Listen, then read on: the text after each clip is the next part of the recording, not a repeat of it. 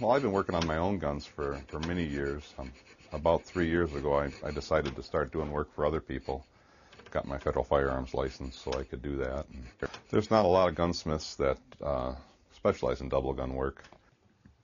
Born-again bird guns. That's what Mark Beaslin calls them. Side-by-sides, mostly Damascus twist barrels requiring lighter loads. Still guns worth hundreds to thousands.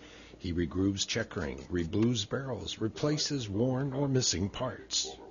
Get it reestablished better, but this was all sanded out. There's not much of it that happens in a hurry. You got to have patience, especially checkering. If there's anything you get frustrated with, you got to know when to put the tools down and do something else. A few thin spots, so another couple of applications and they should be done.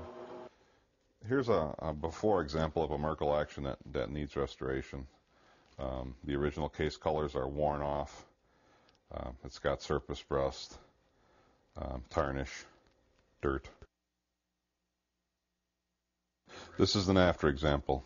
This action was polished, degreased, recase hardened, which gives us these mottled colors and the look of a classic double barrel shotgun.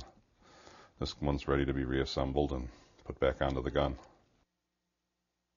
This is a Watson Brothers shotgun, a 10 gauge Damascus barrel gun from 1888.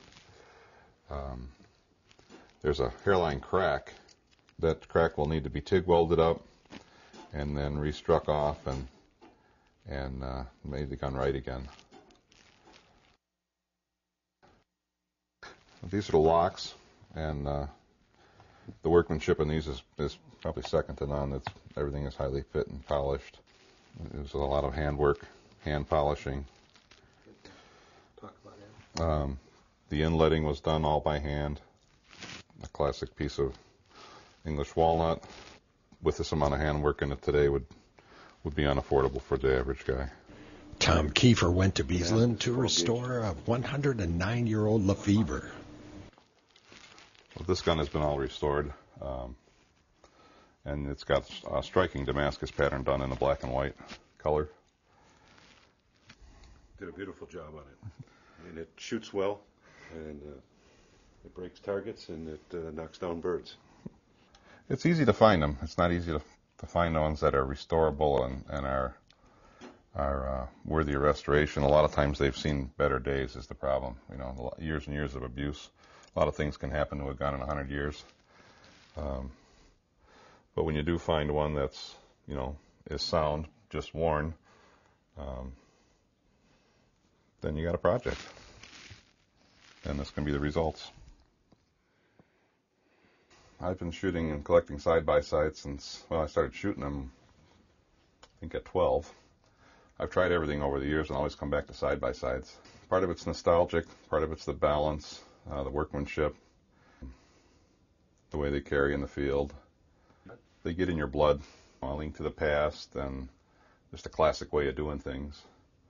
Most of these things, there's no parts available. If they are, they still need to be fitted. So you need to be able to rebuild parts, build up worn parts, make new parts.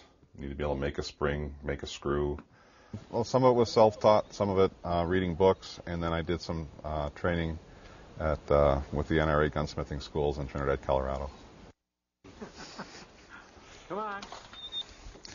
I'm fortunate enough that I'm in a location where I can just step out the back door and test fire guns when I need to, make sure that they function correctly.